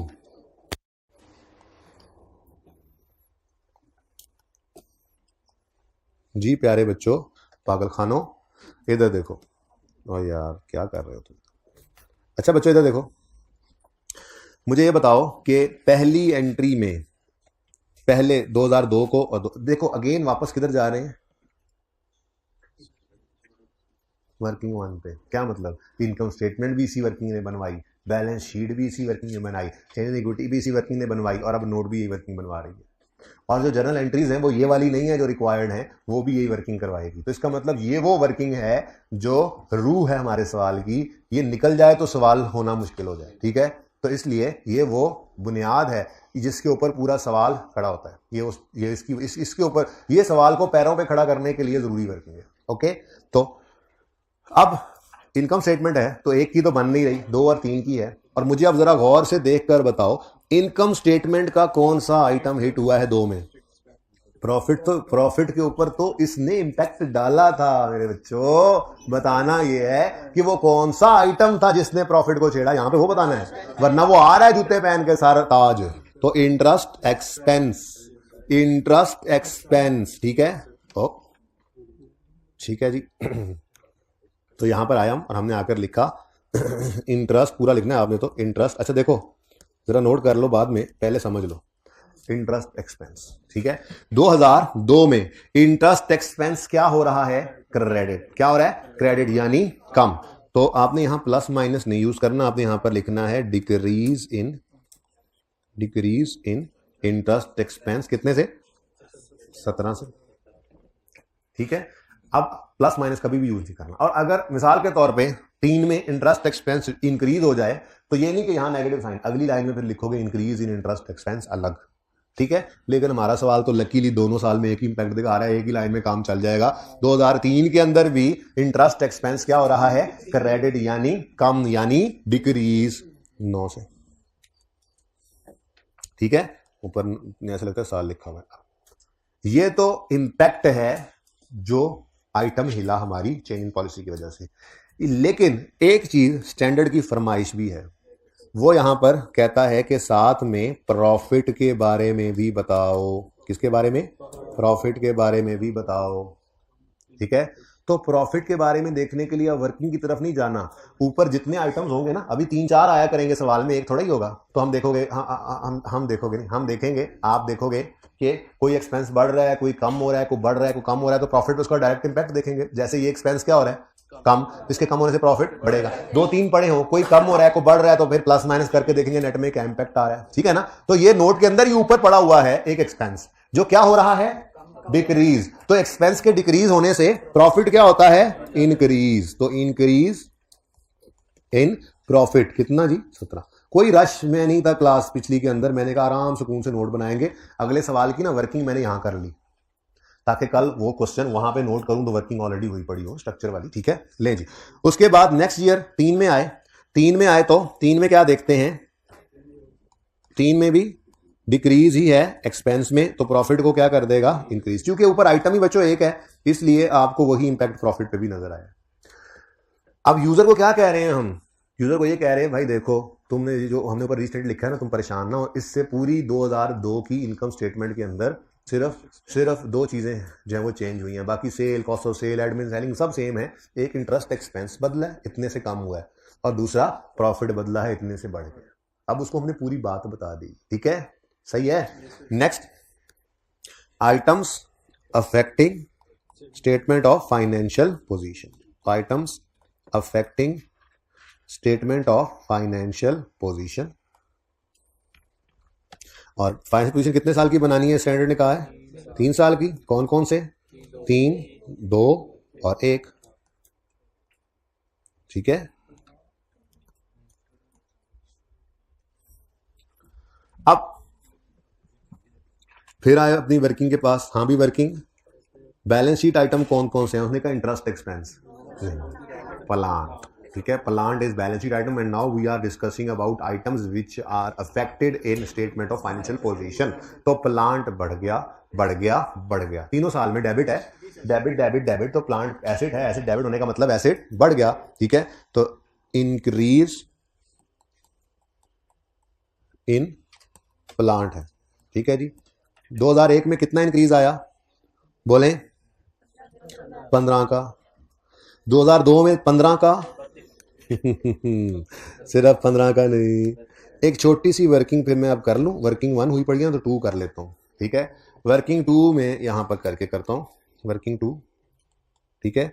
इस वर्किंग 2 में मैं यूं करके दिखा दूंगा जी कि 2002 के अंदर प्लांट, माना कि 2002 के अंदर प्लांट 17 से बढ़ा है, लेकिन बैलेंस शीट बनाते हुए हमने 2001 और 2 दोनों को देखना है, तो 15 जमा 17 यहां पर दिखा दिया हमने, 2002 का 15 जमा 17, तो टोटल कितना बन गया 32, ठीक है। और 2003 के लिए बोले 15 जमा 17 जमा 9, ये 9, 2003 वाला 9 प्लांट डेबिट, ठीक है। तो टोटल कितना हो गया 41, ठीक हो गया जी।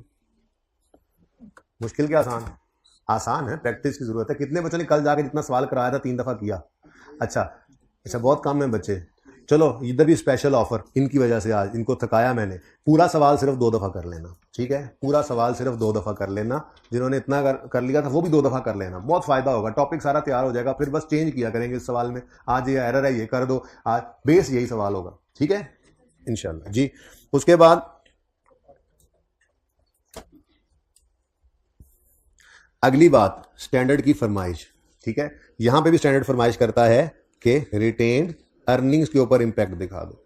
अच्छा, अब रिटेन्ड अर्निंग्स पे इंपैक्ट देखना तो बड़े सुकून से हम प्रॉफिट की बेस पे चल सकते हैं। पहले साल 15 का चेंज था जो नजर नहीं आ रहा इनकम स्टेटमेंट में, फिर दूसरे साल 15 जमा 17, तीसरे साल 15 जमा 17 जमा 9, लेकिन ऐसे नहीं करना। रिटेन्ड अर्निंग्स के लिए बज़ाहिर मुश्किल नजर आने वाली वर्किंग अभी कराऊंगा, लेकिन ये ऐसी वर्किंग है कि ये हर सिचुएशन में आपके चलेगी, कैसा भी सवाल आ जाए, ठीक है।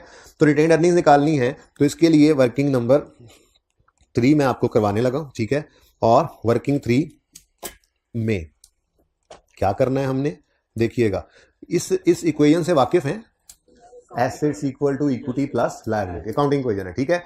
इस अकाउंटिंग इक्वेशन को यूज करके मैं इसको अगर रीअरेंज कर लूं तो ये इक्विटी क्या बन जाएगी, एसेट्स माइनस लायबिलिटीज, ठीक है। अब ये asset minus liability is equal to equity, ये इक्वेशन यूज करके हम इस नोट के अंदर रिटेन्ड अर्निंग्स निकाला करेंगे। इक्विटी का मतलब हमारे पास चूंकि सिर्फ रिटेन्ड अर्निंग्स गिवन है ना, तो वो रिटेन्ड अर्निंग्स का इंपैक्ट ही आ जाया करेगा, यानी कि इंपैक्ट जो भी इक्विटी में निकलेगा वो दरअसल रिटेन्ड अर्निंग्स का ही होगा, बस ये याद रखना है, ठीक है। अब ये इक्वेशन लेकर आओ, ले आओ भाई, ले आओ, और 2001 पे आके अप्लाई करो जी। 2001 ये इक्वेशन अप्लाई करवाओ, 2001 इक्वेशन अप्लाई करवाओ। कौन सी इक्वेशन जी, ये वाली, इक्विटी होती है बराबर एसेट माइनस लायबिलिटी। ने कहा ठीक है जी, बताओ जी क्या हुआ। हमने कहा 2001 में देखो इंक्रीज इन एसेट है, यानी एसेट बढ़ा है, प्लस 15, ऐसे ही है, बोलो प्लस 15।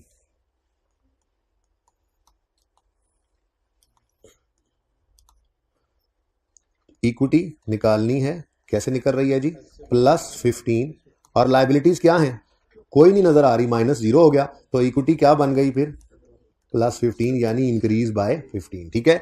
ये कौन सी इक्वेशन लगाई है हमने, वो ऊपर जो नजर आ रही है, जो रेड कलर में मैं अभी लिख कर आ रहा हूं, ठीक है, ओके, सही है, ये तरीका होगा हमारा। अब बताओ मुझे रिटेन्ड अर्निंग्स में क्या हुआ है, 15 का इंक्रीज है। वैसे तो इस सवाल में जबानी भी निकल सकता था, देखो 2001 के अंदर, 2001 में एक्सपेंस 15 से कम हुआ, एक्सपेंस से कम होने से प्रॉफिट बढ़ता है, और प्रॉफिट बढ़ने से रिटेन्ड अर्निंग्स बढ़ती हैं, तो इंक्रीज इन रिटेन्ड अर्निंग्स 15 से ही था, लेकिन हमने इस तरीके से निकाला क्योंकि ये हर जगह चलेगा। इस सवाल में तो दूसरा तरीका भी चल जाता, लेकिन हम पहले दिन ही वो तरीका सीखेंगे जो हर जगह चले, ठीक है। नेक्स्ट 2003 के लिए, 2 के लिए, सॉरी, यही वर्किंग दोबारा कर लेते हैं। 2002 के लिए जल्दी से बताएं जी। 2002 में इक्विटी प्लस एसेट बढ़ गए प्लस 32, और लायबिलिटीज वो तो बताई नहीं उन्होंने, ठीक है, मतलब कोई है ही नहीं सवाल में, तो जब नहीं है तो मतलब 0, तो माइनस क्या करोगे, और जब लायबिलिटी किसी सवाल में आ जाएगी तो माइनस की जगह वही फिगर, माइनस करके वही फिगर लिख दिया करोगे। तो इसका मतलब इक्विटी कितनी है जी, यानी कि रिटेन्ड अर्निंग्स को इंपैक्ट कितना है, 32 का, 32 से रिटेन्ड अर्निंग्स बढ़ गई। आपने वैसे मैनुअली चेक करना है तो ये सवाल हो जाएगा मैनुअली भी चेक। 15 की और 17 की टोटल चेंज है, प्रॉफिट बढ़ना है, तो रिटेन्ड अर्निंग्स 17 जमा 15 से बढ़ गए, ठीक है। ऐसे ही ये काम आपको 2003 के लिए भी कर लेना है। इक्विटी बराबर होती है एसेट्स प्लस लायबिलिटी, में एसेट्स में प्लस 41 है, लायबिलिटी में कोई चेंज नहीं है, तो फिर इक्विटी में सारे का सारा चेंज, और इक्विटी का मतलब हम जो चीज़ निकालते हैं वो रिटेन अर्निंग्स बन जाती हैं, हमारी रिटेन अर्निंग्स ही होती है। ठीक है, ओके जी, बताएं 41। और ये तीनों साल में रिटेन अर्निंग्स बढ़ रही है। तो किसी भी साल में अगर एक चीज़ बढ़े और दूसरी कम, वही चीज़ दूसरे साल में कम हो जाए तो अगली लाइन में अलग से लिख देते हैं, कोई इतनी बड़ी रॉकेट साइंस नहीं है। लेकिन इस सवाल में increase decrease, increase in retain.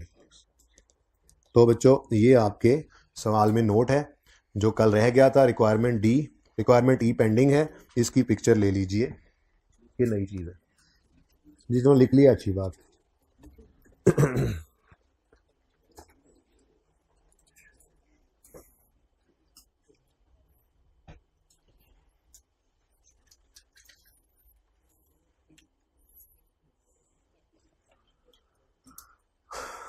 Okay, सब बच्चे सर एक बार ऐसे कर लें, आगे वाले 10 लाइनें अगली तो 10 से आ जाते नीचे कर लें, सब सब सब सब सब चलें, डन, जज़ाकल्लाह। अच्छा जी, और ये तो मेरे ख्याल में कल का नोटेड है, इसको कोई पिक्चर लेना ही नहीं पसंद करेगा। नहीं पसंद कर रहे हैं लोग, ठीक है जी, ठीक है। तो ये एक फुल फ्लैश सवाल है, लेकिन अभी जर्नल एंट्रीज इसमें रहती हैं, वो अब कल करेंगे। ठीक है, अब क्वेश्चन बैंक 1 पे आना है, वंडर लिमिटेड पे। ये देखें जी, ये रिक्वायरमेंट पेंडिंग है जी बच्चों। तो इसमें ये क्या अर्ज कर रहा था कि ये 4 रिक्वायरमेंट्स हो गई हमारी और 5वीं पेंडिंग है। ठीक है, ये कल इंशाल्लाह करेंगे दोनों सवालों की इकट्ठी, ताकि फिर अच्छी प्रैक्टिस हो जाए फौरी तौर पे। आज मैं उसमें उलझाना नहीं चाह रहा, ऐसे ही एक डिफरेंट थोड़ी सी बात हो जाती है। क्वेश्चन बैंक 1 पे आए, ये जनाब कहीं जाकर आ रहा है आपके पेज नंबर 415 पे, पेज 415, वंडर लिमिटेड। रिक्वायरमेंट पढ़ें, prepare relevant extracts including comparatives for the year ended 30 जून 15। ठीक है जी, और financial position, comprehensive income, change in equity और एरर करेक्शन नोट है। एरर करेक्शन है आज प्रायर ईयर की, उसका नोट है। साथ ही मैंने ऐड किया चेंज इन एस्टीमेट नोट भी बनाएंगे, वही जो पीपीई के सब नोट के तौर पे बनाया था, कि वही असल में इसका हिस्सा था इस टॉपिक का। और पास जर्नल एंट्रीज जो यहाँ पे लिखकर मैंने पेंडिंग कर दी है, ताकि इस सवाल की भी जर्नल एंट्रीज हम कल कर लें। ओके, अच्छा, अब ये सारे का सारा आपने ट्राई करना है इन होमवर्क, ठीक है ना, सारे का सारा इन होमवर्क ट्राई करना है। जो एंट्रीज हैं वो मैं करवा देता हूं अभी। ओके, शुरू करते हैं। पेज 415 है भाई, पहले बताया था। अच्छा जी, अब मजे की बात पता है क्या है? मजे की बात यह है कि यह काम ऐसे चलेगा, हर सवाल यहां कंपेयर होगा। खड़े कहां थे? 2003 में, प्रैक्टिस सेट 1 में खड़े कहां थे? 2003 में। तो इनकम स्टेटमेंट 2 और 3 की दी हुई थी, बैलेंस शीट 1, 2 और 3 की दी हुई थी। ऐसा ही है, इस सवाल में आए खड़े कहां हैं? 30 जून 15 पे। बैलेंस शीट, इनकम स्टेटमेंट दोनों ही 14-15 की दी हुई है, यानी कि कल वाले सवाल से जो चीज बदल गई वो है 2013। 30 जून ईयर एंड है ना, 30 जून 2013 की बैलेंस शीट इस सवाल में गिवन नहीं है, पिछले सवाल में ये गिवन थी। देखो, हर चीज को ऐसे कंपेयर करना है, हमने ऐसे नहीं कह रहा 3 दफा सवाल कराना, ठीक है। ये 30 जून 2015, ये 30 जून 2014, ठीक है, और ये 30 जून 2015, ये 30 जून 2014, ठीक है, ये लिख लिया करो। तो ये बैलेंस शीट 13 की गिवन नहीं है। साकिब को जरा बुला दें। अच्छा चलें, ठीक है, एक तो ये फर्क नजर आ गया। आगे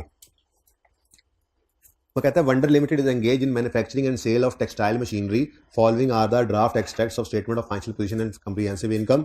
तो इसका मतलब आपको पता ही है कि ये ड्राफ्ट है, इस साल में खड़े हैं, ठीक है, और पिछले जो हैं वो अनऑडिटेड कह लें, लेकिन ड्राफ्ट और ऑडिट जरा दूर दूर से फर्क नजर आता है ना, इसलिए ऐसे कर देता हूं मैं।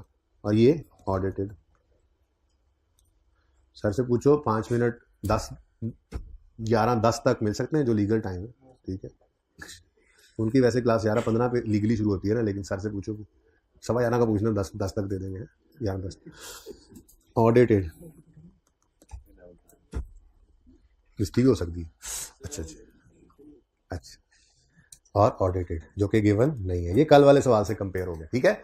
अच्छा, अब जी following additional information has not been taken into account in preparation of above financial statements. जो ऊपर फाइनेंशियल स्टेटमेंट्स बन चुकी हैं उनमें ये नीचे वाली इंफॉर्मेशन नहीं ली गई। ठीक हो गया? क्या?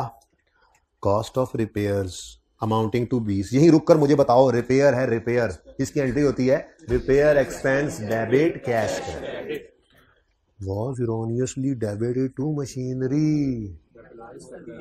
तो ओरिजिनल रॉन्ग लिखना है, ओरिजिनल लिखोगे मशीनरी, ये repair expense debit cash credit होना था, गलती से मशीनरी डेबिट कैश क्रेडिट हो गया। सही करने के लिए रिपेयर डेबिट मशीनरी क्रेडिट। जिसको नहीं समझ आई वो घर पे ओरिजिनल रॉन्ग करके देख लेगा। ठीक है, लेकिन मसला पता है क्या है? मसला यही नहीं रुका, मसला ये है, ये गलती हुई है 1 अक्टूबर 13, यानी इधर देखो, ये अगर 1 जुलाई 12 से 30 जून 13 वाला साल, फिर 14, फिर 15, तो जो बात कर रहा है वो 1 अक्टूबर 13 की, वो कहाँ आएगा? वो यहाँ कहीं आएगा। ओए होए, यहाँ पर क्या हुआ? एरर। ठीक है, अब हम खड़े हैं 15 में भाई, 14 उनके पास ऑडिटेड पड़ा हुआ है, यूजर्स के पास, शेयर होल्डर्स के पास। ठीक है, यूजर्स के पास जो फाइनेंशियल स्टेटमेंट जा चुकी हैं वो 14 की हैं। हम इस वक्त खड़े हैं 15 में। अगर ये गलती 15 में होती तो 15 में सही करते, चक्कर ही कौन था, उनको बताने की जरूरत नहीं थी। पर मसला क्या है, ये गलती 14 की साल की है और पकड़ी गई है 15 में, तभी तो ऊपर वाले फाइनेंशियल स्टेटमेंट्स के अंदर अभी तक न 14 में न 15 में उसको सही नहीं किया हुआ। तो इसलिए इसको कहते हैं प्रायर ईयर एरर। और इसकी करेक्शन करनी हो तो 14 को भी सही करते हैं और 15 को भी, लेकिन वही वाली बात आ जाएगी, जब 14 को छेड़ेंगे तो रीस्टेटेड लिखना पड़ेगा और घर पे आप नोट की ट्राई करेंगे जो मैं कल बनवाऊंगा। ठीक है, लेकिन सबसे पहले इस एरर को सही कर लें जी। होना चाहिए था रिपेयर डेबिट कैश क्रेडिट, हो गया machine debit cash credit. Machine को पीपीई कह दें क्योंकि यहां पे ना उन्होंने पीपीई लिखा हुआ है, तो मशीन पीपीई होती है। ठीक है, आसानी कर लें तो यूं बोलता हूं मैं, होना चाहिए था repair expense debit PPE credit, गलती से हो गया, sorry machinery PPE debit cash credit हो गया गलती से। सही करने के लिए क्या करो, रिपेयर एक्सपेंस को डेबिट करो और पीपीई को क्रेडिट कर लो। ठीक है, प्रॉपर्टी प्लांट है कितने से जी? 20 मिलियन से। लेकिन अब कल वाली मौजें नहीं है, डेप्रीशिएबल एसेट है भाई, तो डेप्रीसिएशन एसेट गड़बड़ हुआ तो डेप्शन भी गड़बड़ हो गई। ठीक है, वो कह रहा है एस्टिमेटेड लाइफ इज 10 ईयर्स। ये गलती हुई है 1 अक्टूबर 13 पे। अब शॉर्टकट आपको बताया हुआ है बच्चों, अगर एसेट क्रेडिट यानी कम हो रहा है तो डेप्रीसिएशन को भी कम कर देंगे। ठीक है, एसेट कम हो तो डेप्रीसिएशन को भी कम कर देते हैं। ठीक है, नहीं आ रहा जी। तो डेप्रीसिएशन बढ़ाने की एंट्री क्या है? डेप्शन एक्सपेंस डेबिट एक्यूमुलेशन क्रेडिट, और कम करने की क्या होगी? अच्छा अब ये लिखो मत, प्लीज लिखो मत, एक मिनट रुको। एक्यूमुलेटेड डेप्रीसिएशन डेबिट और डेप्रीसिएशन एक्सपेंस क्रेडिट। लेकिन इस टॉपिक में ना हम एक्यूमुलेटेड एक्शन को हिट नहीं करेंगे अनलेस कि उसने खुद दिया हुआ हो। जब पीपीई ही दिया हुआ है तो हम फिर एक्यूमुलेशन का डेबिट होना मतलब कम होना, दरअसल एसिड का बढ़ना नहीं होता। तो हम ये डेबिशन का इंपैक्ट भी डायरेक्ट किस पे डाल दिया करेंगे? पीपीई पे, ताकि हमें एंट्रीज को पोस्ट करने में आसानी रहे। सही है, तो है वही एंट्री। ओके, अब 20 मिलियन है, लाइफ है 10 साल, लेकिन 9 महीने भाई, 2 नहीं 9। 1 अक्टूबर से अक्टूबर नवंबर दिसंबर 13 वाला और 30 जून 14 तक 6 महीने। ठीक है, ये है जनाब वर्किंग डेप्रीसिएशन की क्या फिगर आती है? 1.5। कोई मसला? ठीक है, एंट्रीज हो गई, बाद में तो आपको काम आता है। ये गलत प्रॉफिट उठाओगे, जो प्रॉफिट के इंपैक्ट है वो सही, फिर गलत फिगर्स बैलेंस शीट वाली, सही है ना? ठीक है, जो ट्राई करना है आपने, मैंने सारा सवाल ये कल करवाना है। ये वर्किंग ऐसे करके करीब कर देंगे और फिर वहां पे पूरा सवाल बोर्ड पे नोट करेंगे जैसे करते हैं, और एरर करेक्शन नोट भी, चेन एस्टिमेट नोट भी सब करेंगे इंशाल्लाह। कंपैरिजन में चल रहा होगा, ऐसे ऐसे ऐसे कंट्रोल टैब करता रहूंगा, कैसे ये क्वेश्चन 1 में देखो ये था, ये सारा चलेगा। ठीक है, अच्छा अगले साल ये रिपेयर वाली गलती फिर सही करेंगे, अगले साल ये रिपेयर वाली गलती फिर सही करेंगे ना।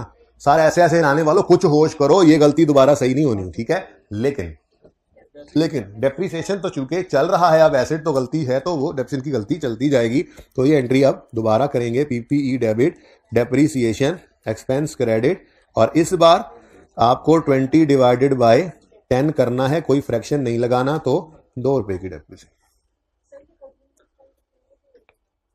बेटा 14 का एक्सपेंस कौन सा?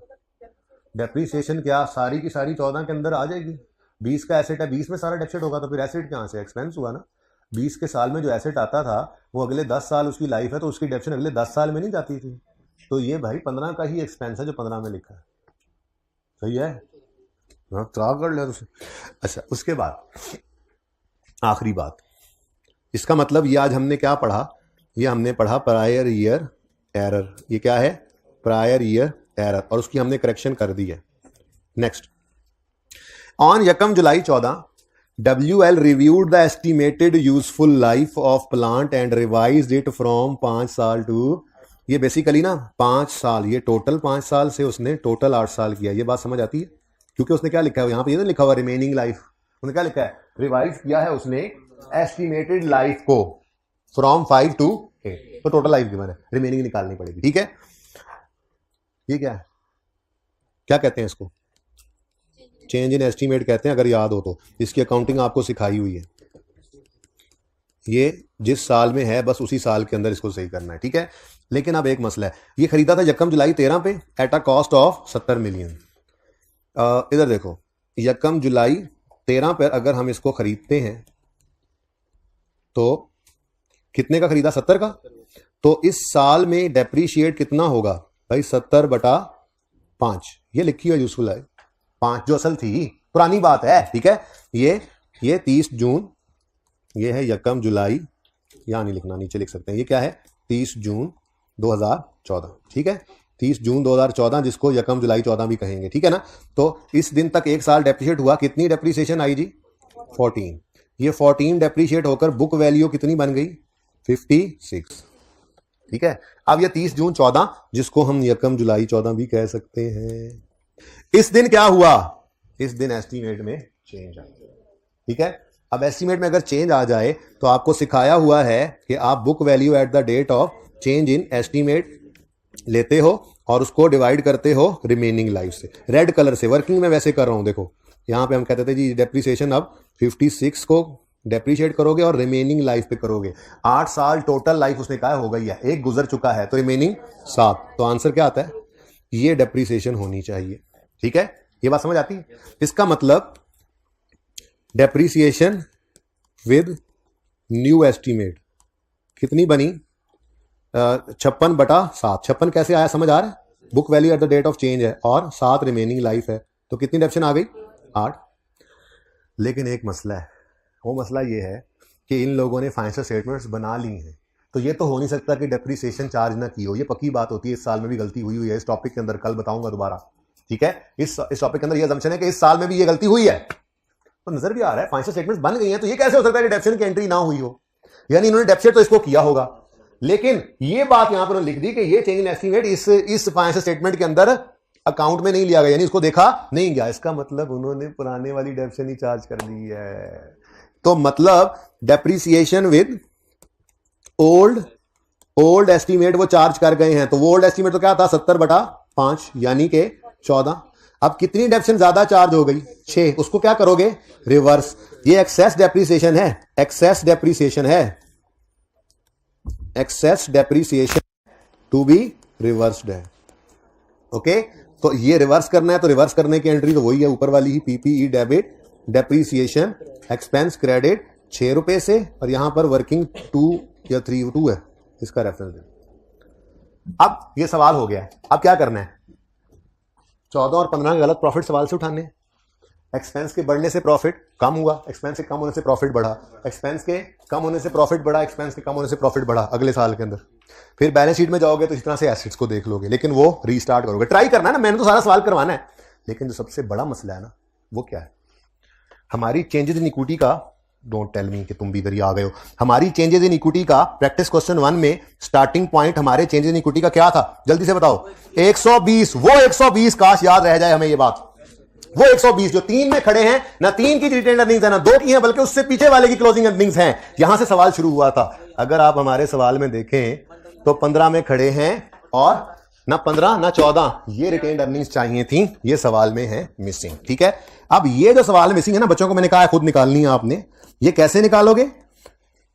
ट्राई करना है, सब काम मैंने कल करवाने हैं। ये रिटेन अर्निंग्स आप बनाओगे 30 जून 14 वाले साल की।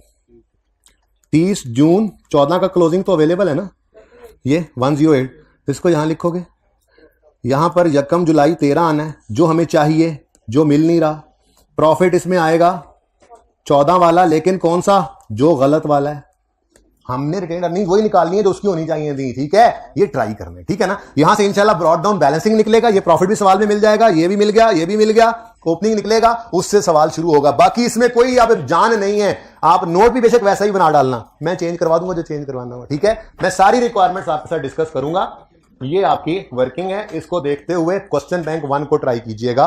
क्वेश्चन बैंक 1 ट्राई करना है, प्रैक्टिस क्वेश्चन 1 2 दफा करना है, स्टेटमेंट इक्विटी के सारे एमसीक्यूज करके आने हैं। जिंदगी रही तो कल होगी मुलाकात। अल्लाह हाफिज।